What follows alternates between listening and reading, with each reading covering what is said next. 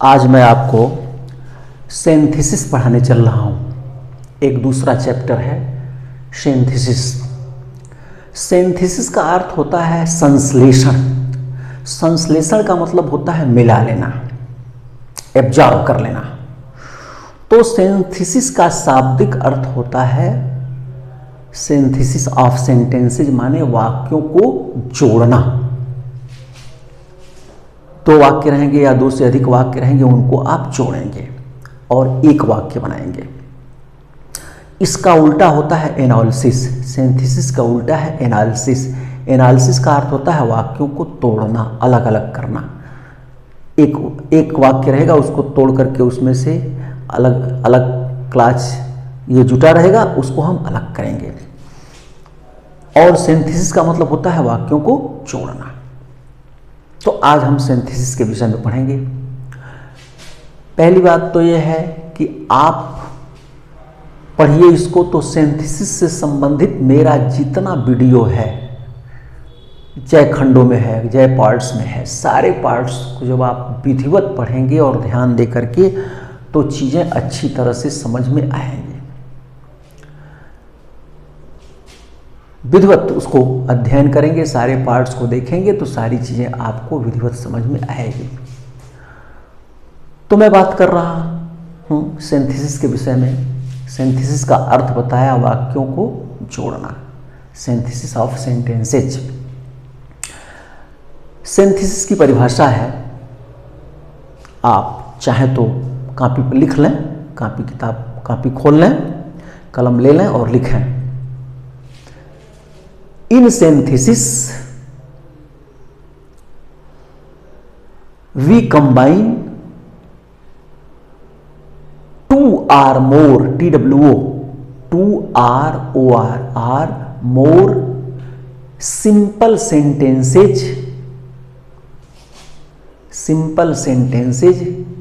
into one simple, compound or complex sentence.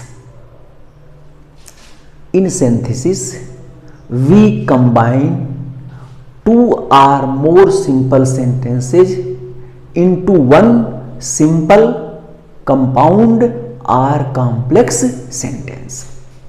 Hindi में इसका अर्थ है, सिंथेसिस में हम दो या दो से अधिक साधारण वाक्यों को मिलाकर एक साधारण वाक्य या एक संयुक्त वाक्य अथवा एक मिश्रित वाक्य का निर्माण करते हैं।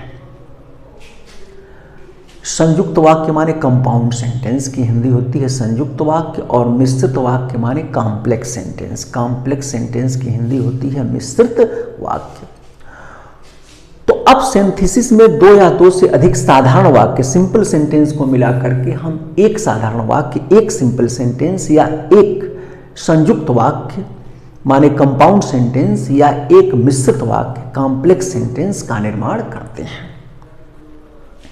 इसका मतलब क्या हो गया कि सिंथेसिस में तीन काम हो रहा है। क्या क्या? नंबर एक, इसको भी लिख लीजिए ना, सिंथेसिस में तीन कार्य होता है। नंबर एक, the combination of two, TWO, two or more simple sentences into one simple sentence. The combination of two or more simple sentences into one simple sentence. यानी हिंदी में हो गया, दो या दो से अधिक साधारण वाक्यों को मिलाकर एक साधारण वाक्य बनाना, पहला काम। दूसरा काम क्या होता है?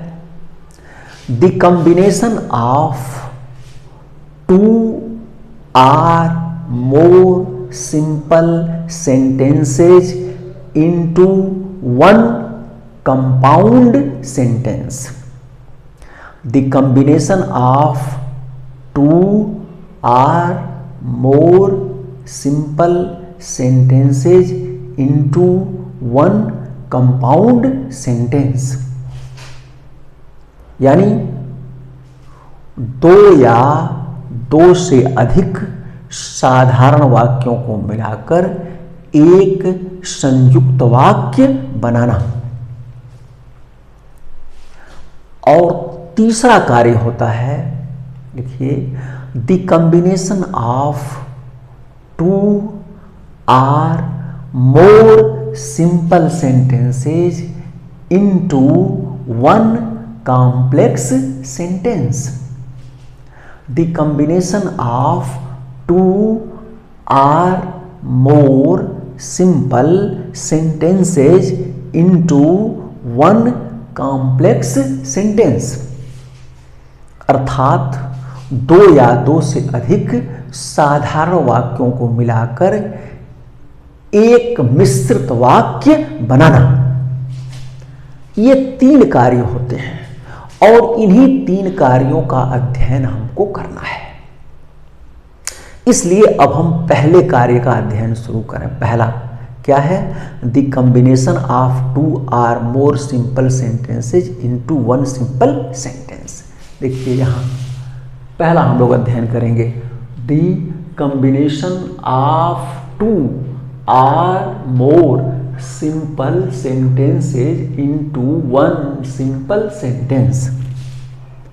यानी इसकी हिंदी हो गई, दो या दो से अधिक साधारण वाक्यों को मिलाकर एक साधारण वाक्य बनाने का नियम। नोट कर लीजिए, पहला हम लोग पढ़ने चल रहे हैं, the combination of two or more simple sentences into one simple sentence. अर्थात दो या दो से अधिक साधारण वाक्यों को मिलाकर एक साधारण वाक्य बनाने का नियम। अब इसके अंतर्गत आप पहला नियम है पार्टिसिपल का प्रयोग करके, यूज ऑफ पार्टिसिपल, पार्टिसिपल का प्रयोग करके। अब पार्टिसिपल क्या है? पार्टिसिपल क्या है? अतो क्रिया का वह रूप जो क्रिया का काम तो करता ही है, लेकिन आवश्यकता पड़ने पर वो एडजेक्टिव का भी काम करे, विशेषता भी बताने लगे, तो वो पार्टिसिपल होता है। और जब वो विशेषता बताता है, पार्टिसिपल के रूप में कार्य करता है, तब वो वर्ब का काम नहीं करता है। वर्ब का काम करेगा तो पार्टिसिपल का काम नहीं करेगा, और यदि पार्टिसिपल का काम करेगा तो फिर वर्ब का काम नहीं करता है। तो पार्टिसिपल का काम करेगा तो क्या करेगा? माने विशेषता बताएगा। यानी क्रिया, वह क्रिया जब उस क्रिया का रूप एडजेक्टिव का काम करने लगे, माने विशेषता बताने लगे, तो वो पार्टिसिपल हो जाता है। तो एक बात आ गई स्पष्ट कि पार्टिसिपल क्या है? तो पार्टिसिपल हमेशा वाक्य में एडजेक्टिव का काम करता है। एडजेक्टिव का काम क्या है? तो किसी नाउन या प्रोनाउन की विशेषता बताता है। स्पष्ट रूप से आप ये सारी चीजें ध्यान में रखिए कि पार्टिसिपल वाक्य में एडजेक्टिव का काम करता है, अर्थात यह किसी एडजेक्टिव का काम क्या है? तो किसी नाउन या प्रोनाउन की विशेषता बताता है। अब पार्टिसिपल आपको क्लियर हो गया। अब पार्टिसिपल तीन प्रकार का होता है, लिख लीजिए, पार्टिसिपल तीन प्रकार का होता है। Participle number 1 present participle, number 2 past participle, और नंबर 3 परफेक्ट पार्टिसिपल। ये तीन पार्टिसिपल होते हैं। अब हम सबसे पहले पढ़ेंगे प्रेजेंट पार्टिसिपल के विषय में। तो हेडिंग डालिए प्रेजेंट पार्टिसिपल, और उसके आगे कोष्ठ में लिख लीजिए verb plus I N G. Present participle में पीछे लिख, उसके आगे लिख लीजिए वर्ब प्लस आईएनजी। ऐसा क्यों? अब आगे लिख लीजिए, किसी भी वर्ब के मूल रूप में आईएनजी लगा देने पर प्रेजेंट पार्टिसिपल हो जाता है। किसी भी वर्ब के मूल रूप में आईएनजी लगा देने पर प्रेजेंट पार्टिसिपल हो जाता है और यह वाक्य में एडजेक्टिव का कार्य करता है। और यह वाक्य में एडजेक्टिव का कार्य करता है। जैसे प्ले से बन गया प्लेइंग, प्लेइंग माने खेलते हुए। प्लेइंग बॉय, बॉय की क्या विशेषता है? खेलने वाला लड़का है, विशेषता बता रहा है। प्ले से बन गया प्लेइंग, लाफ से लाफिंग, यानी किसी भी क्रिया के मूल रूप में जब आईएनजी लगा देंगे तो वो पार्टिसिपल का रूप बनेगा और वो एडजेक्टिव का काम करना चाहिए, माने विशेषता बताना चाहिए, तभी वो पार्टिसिपल है। अगर विशेषता नहीं बता रहा है आईएनजी लगा हुआ रूप तो वो पार्टिसिपल नहीं है, विजिरेंड हो सकता है। आगे बताया जाएगा जिरेंड के विषय में। तो इसलिए आईएनजी लगा हुआ रूप विशेषता बताना चाहिए। अब प्रेजेंट पार्टिसिपल का प्रयोग यहां कैसे करेंगे, दो वाक्यों को जोड़ने के लिए कैसे किया जाएगा? तो लिख लीजिए प्रयोग, यूज, प्रयोग। कैसे इसका प्रयोग दो वाक्यों को जोड़ने के लिए करते हैं? लिखिए प्रयोग। जब दो वाक्य एक साथ आते हैं, लिख लीजिए इसको, जब दो वाक्य एक साथ आते हैं और उन दोनों वाक्यों के सब्जेक्ट प्रायः एक ही होते हैं, उन दोनों वाक्यों के सब्जेक्ट प्रायः एक ही होते हैं, अर्थात उन दोनों का कार्य करने वाला कर्ता एक है, किंतु उनके वर्ब अलग अलग होते हैं, किंतु उनके वर्ब अलग अलग होते हैं, अर्थात दोनों वाक्यों में अलग अलग दो कार्य होते हैं, दोनों वाक्यों में अलग अलग दो कार्य होते हैं। तो वहां उन दोनों वाक्यों में जो कार्य पहले होता है, उन दोनों वाक्यों में जो कार्य पहले होता है उसी वर्ब को हम पार्टिसिपल में बदल देते हैं, अर्थात उसी वर्ब को पार्टिसिपल में बदल देते हैं, अर्थात उस वर्ब के मूल रूप में आईएनजी लगा देते हैं, उस वर्ब के मूल रूप में आईएनजी लगा देते हैं तथा उसके साथ आए हुए सब्जेक्ट को समाप्त कर देते हैं, उसके साथ आए हुए सब्जेक्ट को समाप्त कर देते हैं एवं कामा लगाकर जो दूसरा बचा हुआ वाक्य है उसे रख देते हैं, जो दूसरा बचा हुआ वाक्य है उसे रख देते हैं। लिख लीजिए नोट, प्रेजेंट पार्टिसिपल का प्रयोग तब होता है, नोट, प्रेजेंट पार्टिसिपल का प्रयोग तब होता है, अंडरलाइन कर लीजिएगा, विशेष रूप से याद रहे, प्रेजेंट पार्टिसिपल का प्रयोग तब होता है जब एक कार्य अभी समाप्त होने वाला है और उसी के साथ दूसरा कार्य प्रारंभ हो जाता है, अर्थात दोनों कार्यों के बीच में कोई गैप नहीं होता है, एक समाप्त होते होते दूसरा शुरू हो जाता है या एक अभी समाप्त हुआ भी नहीं तब तक दूसरा शुरू हो जाता है। ऐसी परिस्थिति में प्रेजेंट पार्टिसिपल का प्रयोग होता है। तो अब आप समझ गए होंगे कि प्रेजेंट पार्टिसिपल में कि क्या क्या शर्तें हैं। तो दो वाक्य एक साथ आएंगे, दोनों वाक्यों के सब्जेक्ट तो अलग अलग होंगे, सॉरी, दोनों वाक्यों के सब्जेक्ट तो एक होंगे, लेकिन उनकी क्रिया वर्ब्स अलग अलग होते हैं। अर्थात दोनों वाक्यों में अलग अलग दो कार्य होते हैं। तो जब जो कार्य पहले होता है उसी वर्ब को पार्टिसिपल में बदल देते हैं, अर्थात उस वर्ब के मूल रूप में आईएनजी लगा देते हैं, उसके साथ आए हुए सब्जेक्ट को हटा देते हैं और कामा लगाकर दूसरे वाक्य को वैसे ही रख देते हैं।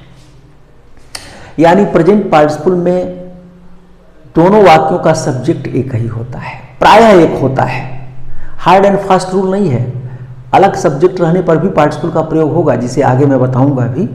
लेकिन अधिकाधिक दोनों वाक्यों का सब्जेक्ट जब एक ही रहते हैं लेकिन कार्य जब अलग अलग होते हैं तभी पार्टिसिपल का प्रयोग होता है। और जब एक वाक्य से दूसरा वाक्य में अंतर नहीं होता है, तुरंत काम हो रहा है, तो प्रेजेंट पार्टिसिपल का ही प्रयोग होता है। जैसे एक उदाहरण देखिए तो आप स्पष्ट होगा।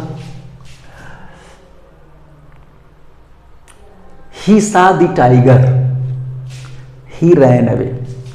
He saw the tiger, वह शेर को देखा, वह शेर को देखा,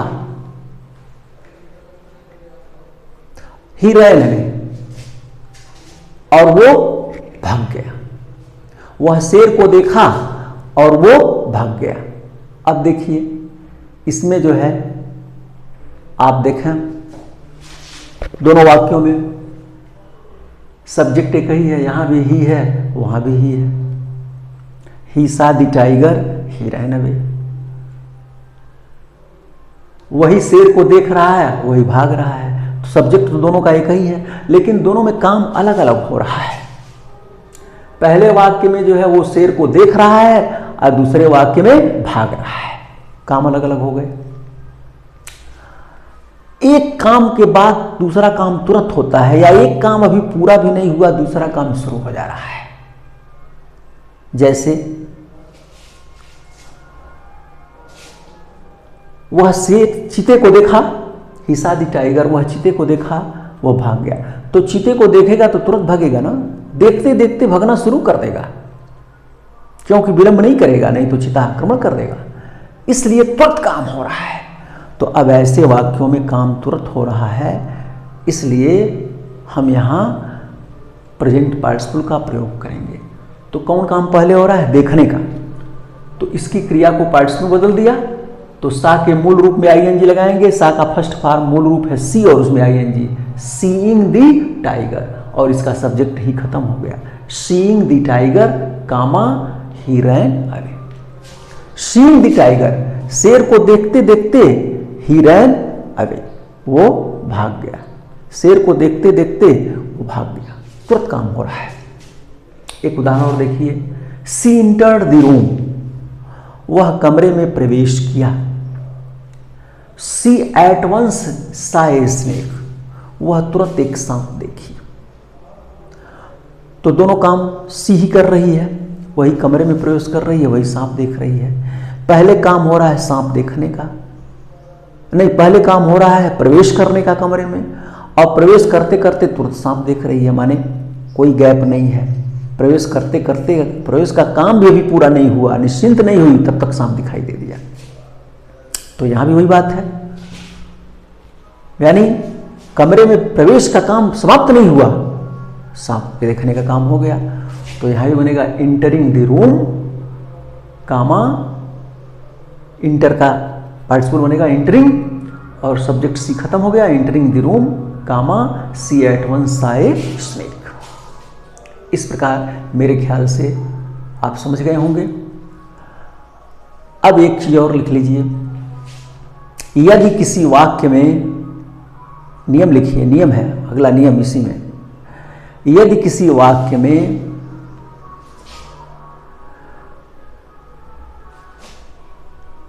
मुख्य क्रिया न आई हो और is, am, are, was, were जो सहायक क्रिया हैं यही मुख्य क्रिया के रूप में हो, अर्थात अलग से कोई क्रिया न हो, is, am, are, was, were यही क्रिया हो, और उसी वाक्य का काम पहले हो रहा हो, उसी वाक्य का काम पहले हो रहा हो,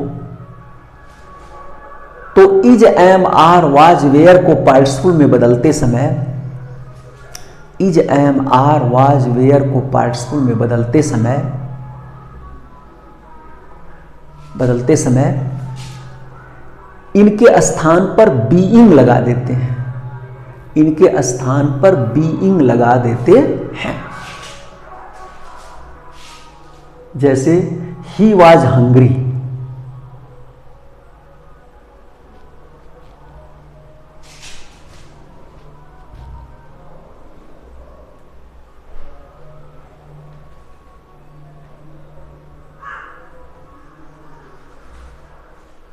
जैसे he was hungry, he took the food, he was hungry, वह भूखा था, ही टुक द फूड, वह भोजन लिया। अब देखिए, पहले भूखा था कि पहले भोजन लिया? पहले भूखा था तब भोजन लिया। दोनों वाक्यों का सब्जेक्ट एक ही है, वही भूखा था वही भोजन लिया। और इसमें जो है ही वाज हंग्री, इसमें वाज ही क्रिया है और यही काम पहले हो रहा है भूखा होने का, तो अब इसी को हमको पार्टिसिपल में बदलना पड़ेगा।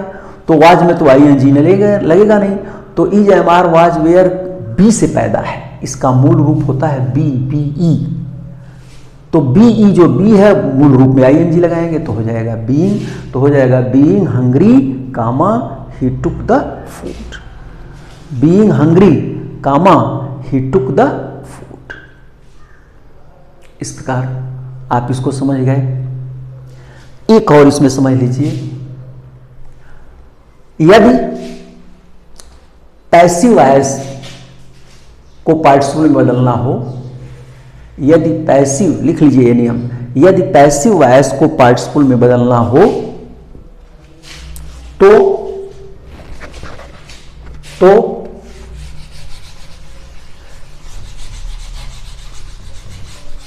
वहां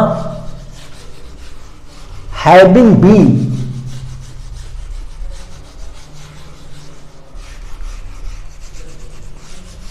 एवं वर्ब का थर्ड फॉर्म लगाते हैं, हैविंग बीन एवं वर्ब का थर्ड फॉर्म लगाते हैं। जैसे he was arrested by the police, he was arrested by the police. एक वाक्य, ही रैन अवे, ये वाक्य है। He was arrested by the police, वह पुलिस द्वारा गिरफ्तार कर लिया गया था। ही रैन अवे, वह भाग गया। He was arrested by the police, he ran away. अब इसको करना है, दोनों वाक्यों का सब्जेक्ट एक ही है, ही। पहले गिरफ्तार हुआ कि पहले भाग गया? पहले गिरफ्तार हुआ और तुरंत उसी के बाद भागा। तो अब यहां जो है वाज और वर्ब का थर्ड फॉर्म है और बाई भी लगा हुआ है, पैसिव वॉइस है और यही काम पहले हो रहा है, तो इसको बदलेंगे तो क्या हो जाएगा? Having been arrested by the police comma he ran away. Having been arrested by the police comma he ran away. एक बात और ध्यान रखिए, कामा के बाद हमेशा इस्तेमाल रहेगा ही। जब वो दोनों वाक्य अलग अलग थे, he was arrested by the police, full stop, he ran away, लेकिन अब ये क्लास बन रहे हैं तो कामा के बाद जो है ये इस्तेमाल में रहेगा, तो हो जाएगा having been arrested by the police he ran away. इस प्रकार प्रेजेंट पार्टिसिपल पूरा हो गया है। अब मैं आगे आपको पास्ट और परफेक्ट बताऊंगा। आज इतना ही, धन्यवाद।